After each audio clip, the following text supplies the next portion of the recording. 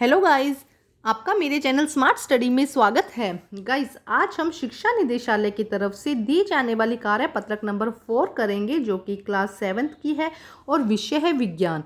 ये वर्कशीट 23 अप्रैल 2021 की है।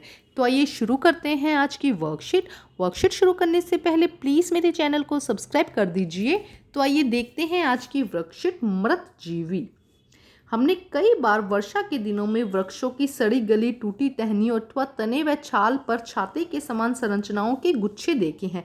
यह सब अपने जीवन यापन हेतु पोषक तत्व वृक्षों की सड़ी गली, टूटी टहनियों से प्राप्त करते हैं। तो देखो क्या कहा गया, आपने कई बार ऐसे स्ट्रक्चर देखी होगी जहाँ कोई कचरा होता है या थोड़ा पेड़ों के जो नीचे टूटी फूटी जगह होती है, उस तरह यहाँ पे इस तरह से आपने उगी हुई संरचनाएं देखी होगी। इस प्रकार की पोषण प्रणाली जिसमें जीव किसी मृत या विघटित जैविक पदार्थों के पोषण तत्व प्राप्त करते हैं, उसे मृत जीवी पोषण प्रणाली कहते हैं। हम पोषण प्रणाली के बारे में जिक्र कर रहे थे, पहली वर्कशीट में भी हमने देखा था। स्वयंपोषी होते हैं जो अपना भोजन खुद बनाते हैं, विषम पोषी जो अपना भोजन दूसरे जीवों से लेते हैं। हमने ये दो हमने कर लिया था। अब थर्ड है मृत जीवी, जो सड़े गले पदार्थों से, समझो इसको, जो सड़े गले पदार्थों से या विघटित जो भी कचरा है उससे अपना पोषक तत्व लेते हैं, उसे हम मृत जीवी कहते हैं। देखो इसको दोबारा रीड करते हैं। इस प्रकार की पोषण प्रणाली जिसमें जीव किसी मृत अथवा विघटित जैविक पदार्थ, मतलब सड़ा गला हुआ पदार्थ से ही पोषक तत्व प्राप्त करते हैं, उसे मृत जीवी पोषण प्रणाली कहते हैं। मृतजीवी पोषण प्रणाली का उपयोग करने वाले जीव मृतजीवी कहलाते हैं, और जो इस विधि का प्रयोग करते हैं उसे मृतजीवी कहते हैं। उदाहरण के लिए कवक, छत्रक मतलब कि मशरूम, ब्रेड पर उगती हुई कवक और यीस्ट। आपने कई बार देखा होगा कि ब्रेड को आप कई दिन उसको रख दो और थोड़ा सा गीला करके रख दोगे ना, तो उस पर वाइट आ जाती है, फंफूद जिसे हम अपनी लैंग्वेज में कहते हैं। तो वो क्या होती है, कवक होती है। और यीस्ट, ये सब क्या है, मृतजीवी के उदाहरण हैं। अब देखो आगे क्या कहा गया है। कवक अचार, चमड़े, कपड़े, अन्य पदार्थों पर उगते हैं। आपने अचार को भी देखा होगा, कई बार अचार को अगर बिना हिलाए कुछ टाइम के लिए छोड़ दिया जाए तो उस पर वाइट फंफूद आ जाती है। अपने मम्मी को कहते सुना होगा कि ये फंफूद आ गई है इसमें ना, तो वो एक्चुअली क्या होती है, कवक होती है। कवकों की वृद्धि के लिए वर्षा ऋतु सबसे अच्छी परिस्थितियां होती है। जब वर्षा ऋतु होती है, जब थोड़ी उमस होती है ना वातावरण में, तो वो क्या होती है, कवकों की वृद्धि के लिए सबसे अच्छा एनवायरनमेंट होता है। सामान्यतः कवक के बीजाणु वायु में उपस्थित होते हैं। सामान्यतः जो कवक के बीजाणु है जिससे वो वृद्धि करता है, वो वायु में उपस्थित होते हैं। जब वे किसी जैव पदार्थ या उत्पाद पर बैठते हैं जो नम और उष्ण हो, वहाँ वे अंकुरित होकर नए जीव को जन्म देते हैं। तो देखो एक्चुअली हवा में होते हैं, लेकिन जब वो किसी जैव पदार्थ पर, किसी जैविक पदार्थ पर, मतलब किसी लिविंग थिंग्स पर बैठते हैं या जहाँ से उनको पोषण मिल सके उस पदार्थ पर बैठते हैं, तो वहाँ अगर और वो थोड़ा सा नम और उष्ण हो, थोड़ा सा गीला हो, थोड़ा सा नमी हो उसके अंदर, तो वहाँ पे वे अंकुरित होकर नए कवक को जन्म दे देते हैं। देखो कवक हमारे लिए उपयोगी भी हैं। अब सेकंड देखो, हमने देखा कि फंफूद लग जाती है अचार में तो खराब कर देता है, लेकिन कुछ कवक हमारे लिए उपयोगी भी हैं। जैसे कि छत्रक को सब्जी के रूप में खाया जाता है। छत्रक मतलब कि मशरूम, आपने ज़रूर मशरूम की सब्जी खाई होगी। तो छत्रक को, जो मशरूम को हम किसके लिए यूज़ करते हैं, सब्जी के लिए। ईस्ट का प्रयोग हम अल्कोहल बनाने के लिए किया जाता है। ईस्ट का जो प्रयोग है अल्कोहल बनाने के लिए। इसके अलावा हम जो बनाते हैं इडली डोसा, इसके लिए भी इसका प्रयोग किया जाता है। इसके अलावा कुछ कवक जैसे कि पेनिसिलियम का उपयोग एंटीबायोटिक पेनिसिलिन नामक औषधि बनाने के लिए किया जाता है।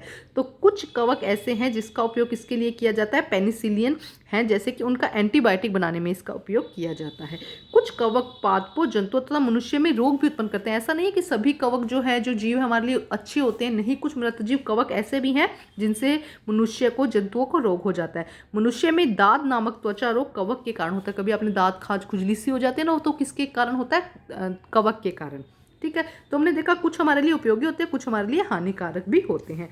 अब गतिविधि देखो, एक क्या कहा गया है, ब्रेड का एक टुकड़ा लेकर उसे जल में भिगो दीजिए, हल्का सा उसमें जल डाल दीजिए और उसे किसी नम व उष्ण स्थान पर 2-3 दिनों के लिए रख दीजिए उसको, और वैसे ही रखा रहने दीजिए कुछ समय तक। जब आप देखेंगे उस पर रोए जैसी संरचना, व्हाइट रोए जैसे और ग्रीन इस तरह की संरचना दिखाई देगी, तो ये संरचनाएं क्या है, कवक है। इन संरचनाओं को हम क्या कहते हैं, कवक कहलाते हैं। अब हमने भी पढ़ा मृतजीवी, अब हम पढ़ते हैं सहजीवी संबंध। बहुत इंपॉर्टेंट है। कुछ जीव एक दूसरे के साथ रहते हैं तथा अपना आवास एवं पोषक तत्व एक दूसरे के साथ बांटते हैं, इसे सहजीवी संबंध कहते हैं। ध्यान से सुनो, कुछ जीव ऐसे हैं जो एक दूसरे के साथ रहते हैं और अपना आवास, मतलब जहाँ पे वो रह रहे हैं और जहाँ पोषक तत्व वो ले रहे हैं, उनको बांटते हैं। उसे हम क्या कहते हैं, सहजीवी संबंध। सह मतलब साथ में, जीवी मतलब रहना, साथ में रहना, क्या संबंध क्या क्या कहलाता है, सहजीवी। और कब रहेंगे, जब वो अपना आवास और पोषक बांटेंगे। उदाहरण थे, कुछ कवक वृक्षों की जड़ों में रहते हैं। कवक जो वृक्ष कवक को पोषण प्रदान करते हैं, बदले में जल और पोषकों के अवशोषण में सहायता मिलती है। देखो क्या है, जैसे कि ये पौधों की जड़ें हैं, लेग्यूमिनेसी प्लांट्स होते हैं जहाँ पे जो कवक है वो क्या रहते हैं, पौधों की जड़ों में रहते हैं। तो यहाँ पे ये कवक है वो रहते हैं। अब वो क्या करते हैं, पौधे क्या करते हैं, इनको पोषक तत्व देते हैं। पौधे क्या करेंगे, इनको खाना देंगे। कुछ कवक वृक्षों की जड़ों में रहते हैं, वृक्ष कवक को पोषण प्रदान करते हैं, यहाँ से खाना देते हैं, और बदले में कवक क्या करते हैं, मिट्टी से अवशोषण करते हैं। जो भी उपयोगी पदार्थ हैं पौधे के लिए, जल व पोषक तत्वों को मिट्टी से अवशोषण करने में सहायता करते हैं। ठीक है, देखो ये भी सहजीवी संबंध हो गया वृक्ष का और कवक का। लाइकेन, ये इंपॉर्टेंट, देखो लाइकेन कहे जाने वाले कुछ जीवों में दो जीव भागीदार होते हैं, दो जीव साथ में होते हैं, शैवाल और कवक। याद रखेंगे आप, शैवाल और कवक क्या करते हैं, ये दोनों साथ में रहते हैं और क्या करते हैं, इन दोनों को, ये दोनों साथ में एक दूसरे की सहायता करते हैं। इसे मिलाकर हम क्या कहते हैं, लाइकेन। इसे मिलाकर क्या कहा जाता है, लाइकेन, जहाँ पर शैवाल और कवक दोनों मिलाते हैं। अब शैवाल के पास क्या होता है, क्लोरोफिल होता है। तो वो क्या करता है, हमने पढ़ा था क्लोरोफिल होने से क्या करता है, सूर्य के प्रकाश में अपना भोजन खुद बना लेते हैं। तो शैवाल क्या करता है, क्लोरोफिल की उपस्थित होता है, जिससे वो अपना भोजन बना लेता है। लेकिन कवक के पास क्लोरोफिल नहीं होता। अब कवक के पास क्लोरोफिल नहीं है, इसका मतलब वो अपना भोजन नहीं बना पाएगा। तो शैवाल क्या करता है, कवक को भोजन देता है, बदले में कवक क्या करता है, उसे रहने के लिए जगह देता है। कवक शैवाल को रहने का स्थान, जल तथा पोषक तत्व उपलब्ध कराता है, बदले में शैवाल प्रकाश संश्लेषण द्वारा संश्लेषित खाद्य कवक को देता है। देखो ध्यान से समझो, शैवाल ने क्या किया, उसके पास क्लोरोफिल था, उसने खाना बनाकर कवक को दिया। कवक के पास रहने की जगह होती है, वो पोषक तत्व को इकट्ठा करता है और रहने की जगह शैवाल को देता है। और इस कॉम्बिनेशन को, जहाँ पे शैवाल और कवक मिलते हैं, इकट्ठे रहते हैं, उसे हम क्या कहते हैं, लाइकेन कहते हैं।